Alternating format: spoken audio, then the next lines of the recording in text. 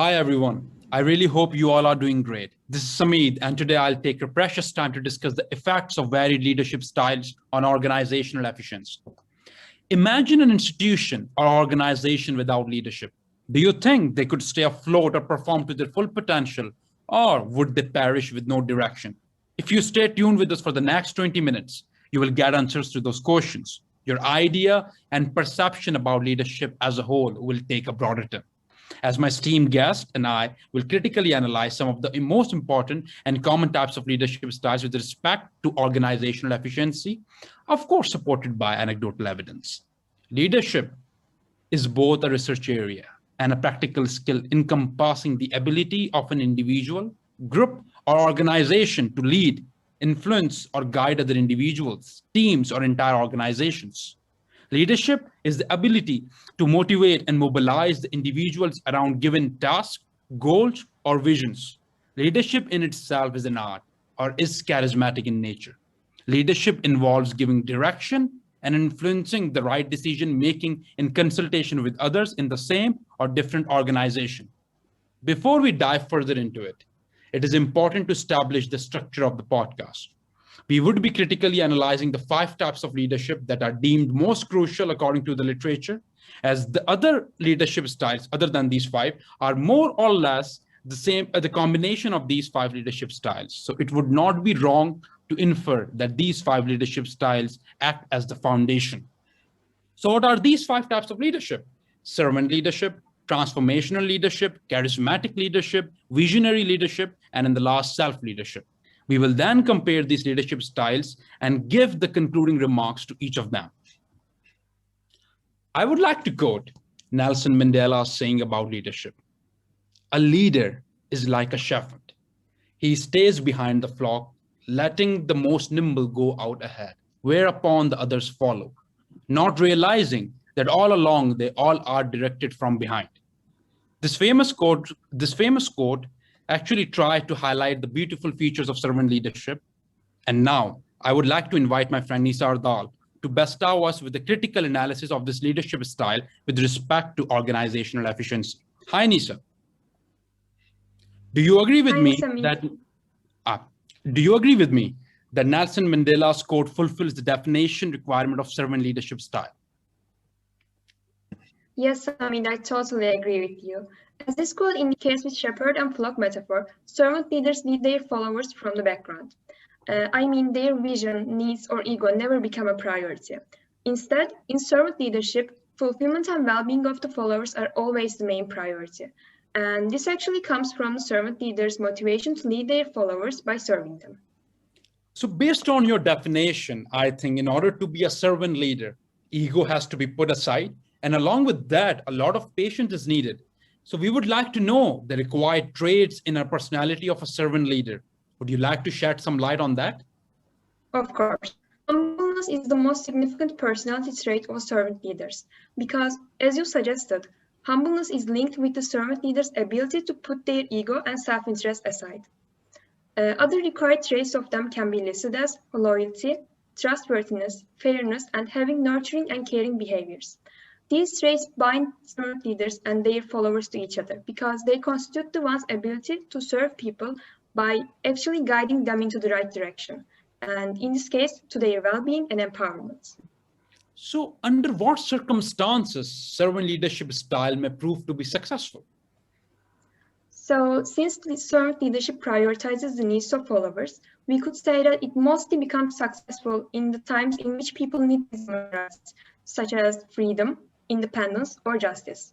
For example, Mahatma Gandhi can be classified as a servant leader because he was aware of the needs of his people and worked tirelessly to satisfy their needs. For instance, even though he was coming from a rich family, he chose to serve his followers by abandoning all his privileges. He always traveled in a third-class apartment, wore modest clothes, and he even served as a nurse during Boer War. With all these services, he gained recognition as a servant leader. So which scenarios may not be suitable to pursue this leadership style?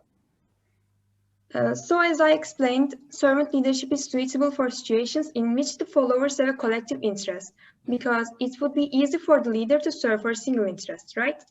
However, when the followers' interests start to differ from each other, servant leadership becomes almost impossible to be applied because the satisfaction and fulfillment of the followers become harder to achieve. For example, if the millions of followers of Gandhi didn't share similar needs and interests, he wouldn't be able to pursue servant leadership style. Instead, he would perhaps have to create a vision or use his own charisma to be able to guide millions. Well, pretty comprehensive explanation, Nisa. Would you like to wrap it up with concluding remarks? So, in a nutshell, there are three important points of servant leadership style. A servant leader is always a servant first. The main focus of this leadership style is always the followers' needs, and we cannot observe the self-vision or ego of a servant leader. Therefore, the leaders who pursue servant leadership style do not create big profit-oriented companies or states with their dictatorship, let's say. Instead, as we can actually see in Gandhi's modest life, they connect with their followers on an almost spiritual level and do not hesitate to make sacrifices for them. Well, thank you so much, Nisa, for your time. I would like to have your attention on a recent leadership theory, transformational leadership, and I would like to invite Neil Özbek to talk about this new leadership style that came into being in the last 2 decades. Hi, Neil. Hi. Would you like to tell us what transformational leadership style really is? Okay. Transformational leadership is the encouragement of performance by a leader emotionally empathizing and encouraging his or her followers. Speaking of that, what personality traits should a transformable leader possess? I can explain this question through 4 points. Idealized influence, intellectual stimulation, individualized consideration, and inspirational motivation. As a requirement of idealized influence, the leader must have earned the trust and the respect of the follower. The leader should be transformative, as the name suggests. Just like servant leadership, leaders who embrace transformational leadership style try to understand their followers and seek solutions by sharing problems. They can work in a team even with an opposite-minded person. It has similarities with servant leadership, but in servant leadership, the leader focuses on the wishes of the followers, while in transformational, the leader encourages the followers and aims to advance the organization in line with the goals by taking care of their needs. It will be great if you comment on how the leader pursuing a transformable leadership style should engage with its followers. Transformational leaders are those who are trusted by their followers, trying to understand what their followers are going through and being able to empathize and motivate are the most important qualities. For this reason, it is necessary to ask people how they are and approach them as friends.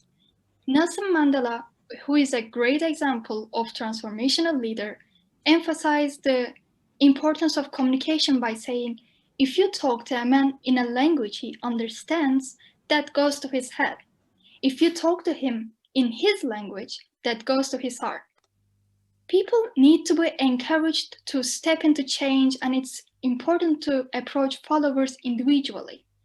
As we know, creativity is important for new ideas.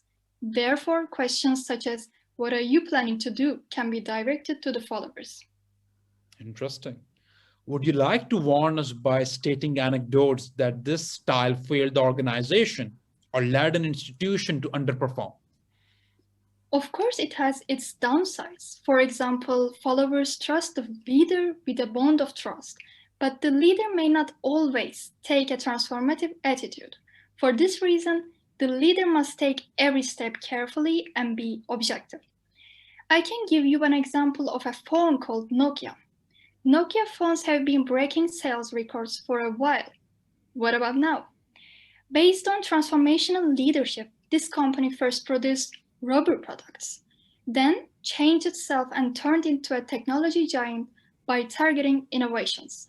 However, the perspective and the attitude of the leaders halted the company's developments and fell behind the market as its performance deteriorated. While its competitors in the market produced more advanced phones, this company has chosen not to renew itself by staying in the traditional context. So would you like to share some concluding remarks to your leadership style? Of course. As a result, we need to remember the leader's properties such as being transformative, motivating, encouraging, and relevant to the individual issues. The bond of trust between leader and the follower paves the way for change and developments. Also, we must not forget that transformational leaders can positively affect performance because of establishing close relationships with the follower, while negative results can also occur due to the leader's behavior. Well, thanks a lot, Nil, for your time. Let's move on to another leadership style that is really, that is really eminent for every leader to pursue in order to engage their followers to achieve what is expected of them. Toba Betta, an author of the famous book Master of Stupidity, once said, "Charisma is the fragrance of soul." I hope you all got it that I'm talking about charismatic leadership style and would like to invite my friend Serbey to enlighten us about it. Hello, Serbey. Hi. Before we talk about the definition of charismatic leadership, I think it is important to define charisma. My dear friend, tell us what is the definition of charisma? Yes, sure. Looking at the dictionary meaning, charisma is defined as compelling attractiveness or charm that can inspire devotion in others. Okay. Based on how you define charisma, what are the features of charismatic leadership style? Well, there are two important elements of charisma that help charismatic leaders to have an impact on their followers. Our first component is presence. This means that when you are fully present, even a 5-minute conversation can create a wow effect. The second component is power. Gaining the respect and trust of the followers is about being powerful. And to be powerful, you have to earn success at whatever you are doing. How does this leadership style help in achieving meaningful goals among the followers? According to charismatic leadership theory, such leaders transform desires of followers from self-interest to collective interest. They increase the meaningfulness of goals and related actions by connecting them to followers' values. They create personal commitment on the part of themselves and the followers to a common goal. They increase the intrinsicness of efforts, and also charismatic leadership is presumed to strengthen followers' belief in the necessity of standing up and being content. And there's a good anecdote by Jericho Obradovic about this. Fenerbahce is ahead 2-0 against Maccabi in the EuroLeague playoff series. The next match is in Tel Aviv, and Fenerbahce has to win this match to advance to the next round. Otherwise, there will be one more match in Tel Aviv. In the match day before the match, Obradovic comes to the locker room, taking the plane tickets out of his pockets, tells his players, "Guys, we are returning to Istanbul tomorrow." And as a result, Fenerbahce wins the match that evening. Really thoughtful. In what circumstances charismatic leadership style is best to pursue? Well, that's a very good question. Thank you, Samit. Charismatic leadership is best to pursue people under conditions of stress, when members are more likely to look for charismatic leaders and to accept their definitions of the organization's identity, and its mission. So speaking of its successes, what can be expected from the personality of a charismatic leader? First of all, they have high self-confidence, prestige, and intelligence. Besides that, they have good communication skills. They express their thoughts and feelings in a very strong way. Also, personal dominance and authoritarian behavior are crucial properties of charismatic leaders, because these are the keys to persuade followers and take control of the community. Would you like to share your concluding remarks with this leadership style? In conclusion, charismatic leaders use their charisma to influence others. The most important characteristic of them are authoritarian behavior and personal dominance. And lastly, the relationship of the leader and followers is a key for success. Well, thanks a lot, Serbey. Visionary leadership. I still remember when I was sworn as the president of the influential club in my hometown, I quoted the famous saying of Warren Bennis: "Leadership is the capacity to translate a vision into reality." in my winning speech. And before we dive further into it, it is really important to define the word vision and in what ways it is different from goals. Vision is defined as the image of the future conceived and hence presented by the leader. With this in mind, it should be remarked that visions are not specific goals, meaning goals have a clearly defined end state as the reaching of the end state, and progress towards the end state can be unambiguously assessed, whereas visions are defined in qualitative terms rather than quantitative terms. Hi, Mert. Hello, Samit. Would you like to shed some light on the personality traits that are expected from a visionary leader or someone who wants to pursue visionary leadership? My pleasure. As you said, Samit, the term vision is completely different from simply enacting goals. Thus, a visionary leader cannot adopt a laissez-faire approach, but must act more hands-on with their subordinates. A visionary leader must first and foremost possess the general skills required by all types of leadership: charisma, intelligence, perception, empathy, etc., but must be especially skilled at creativity and communication. An extremely crucial trait expected of a visionary leader is communication. The leader must effectively communicate their vision to their employees and apply a light touch of assistance if necessary, or the whole practice risks collapse. The other ability we're going to discuss is openness to innovation. While employees work towards the vision, they will inevitably come up with new ideas. It is the leader's responsibility to innovatively grow these ideas and culminate them into viable results. Otherwise, progress will maintain mediocre. As Einstein said, the definition of insanity is doing the same thing over and over again by expecting different results. Well, in addition to it, I would also like to emphasize about how visionary leadership is better than target-oriented or goal-setting leadership. Number one, as it helps in mobilizing a team to carry out uncertain, lowly probable, and open-ended tasks with motivation that in turn results in innovation, collective change, and extraordinary performance. Number two, and because of all this, visionary leaders are ready to take risk as compared to other kinds of leaders pursuing other kinds of leadership style. So, Mert, would you like to support the already stated claims with anecdotal evidence? Indeed, Samit. Let's talk about Toto Wolff, the dazzling man you see here, the team principal of the six-time world champion Mercedes Formula One team. In an interview, he described his leadership style as, and I quote, "The key to leadership is defining a core objective and then leaving it to the individuals to deliver on that objective." He's a textbook visionary leader. Let's see an anecdote of this. When, after he laid out his goals at the first meeting he held with the entire staff, a member of the team stayed and told him, "Nice words, let's see if it happens." He said, "Trust me, the Mercedes Formula One team will be where it should be, fighting at the forefront." So, Mert, under what circumstances visionary leadership may end up being a drastic failure? Disaster strikes when low or mid-tier managers cross the overall vision of the company. Let's say we're an architecture firm, and the firm's vision is to create a new, bold, never seen before contemporary architecture style. If a manager of one of the teams in the firm has a vision that the firm should return to designing castles, the system breaks down. So with that, would you like to share your concluding remarks to it? Of course, Samit. You and I have seen that visionary leadership can hang by a thread, but when it works correctly, when the leader has the capabilities, it is truly magnificent. Visionary leaders, if they manage to overcome the difference in managers' visions and possess the aforementioned skills, can become people who make a mark in history. Well, thanks a lot, Mert. It was really wonderful working with you. Enjoy your summer break. Thank you. Well, how many of you have been procrastinating lately due to exams pressure? Do you need a solution? Well, here it is. We will now talk about the most important form of leadership, that is self-leadership.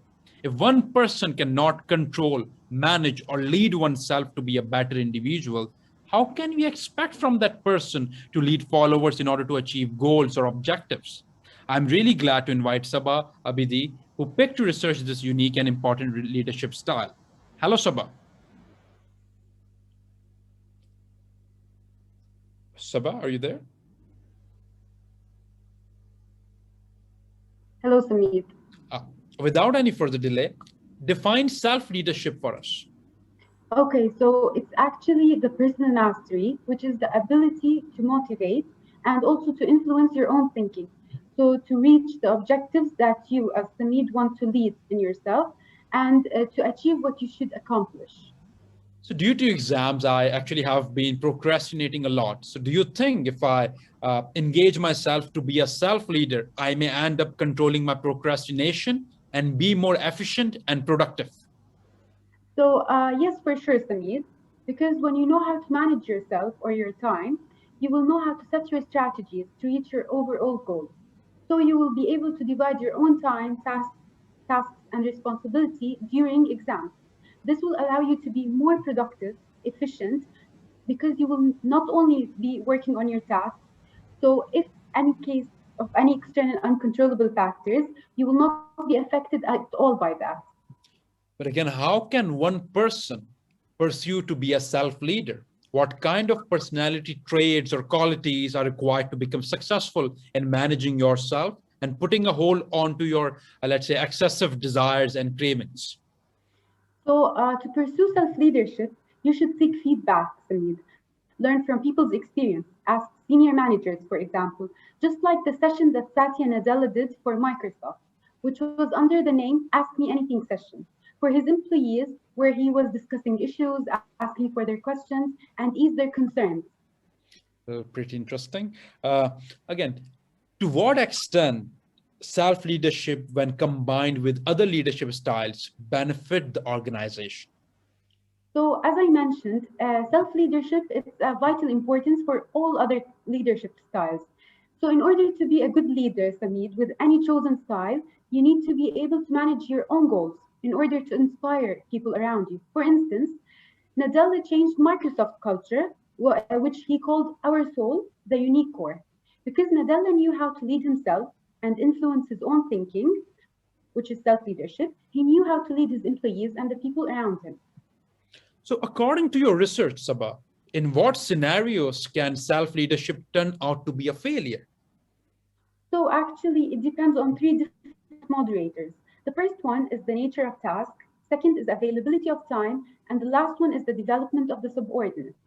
So if the organization, for instance, has employees that don't know how to lead themselves, or they are not trained, and there is a very close deadline, in this situation, the two moderators will cause the leadership to fail. This is why it worked in Microsoft, because Nadella, the new CEO, allowed the development of his subordinates. How would you like to conclude it?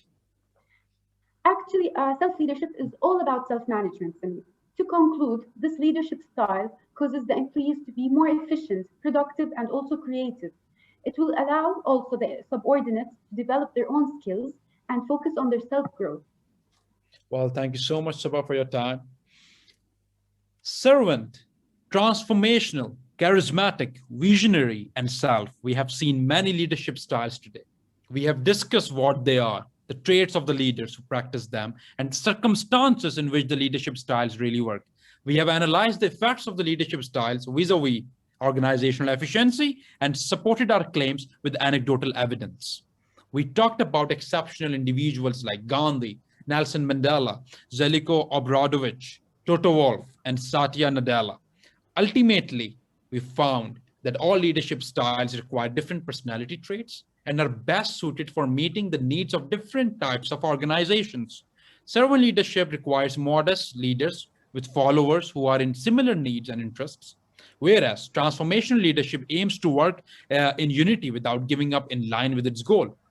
On the other hand, charismatic leadership requires leaders who have good communication skills and existence of charisma that help them to transform the desires of followers from self-interests to collective interests. Visionary leadership falls apart when the organizational vision doesn't align with the vision of low-tier managers. And self-leadership requires self-growth and self-management. Thus, it is considered as the base of the other leadership styles. Because, as I said earlier, if you do not know how to control yourself, then you can't lead the people around you successfully. Therefore, we can conclude that in order for an organization to adopt a suitable leadership style and reach its full potential, it is vital to first consider these three factors. Number one, type of organization. Number two, organization's objectives and goals. And number three, personality traits of a person who is going to lead the organization.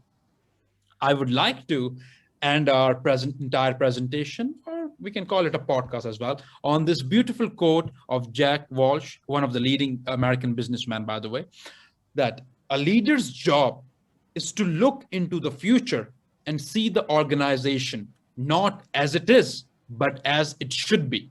With your due permission, we would like to take our leave. Thanks a lot for staying connected. Goodbye. Bye. Bye.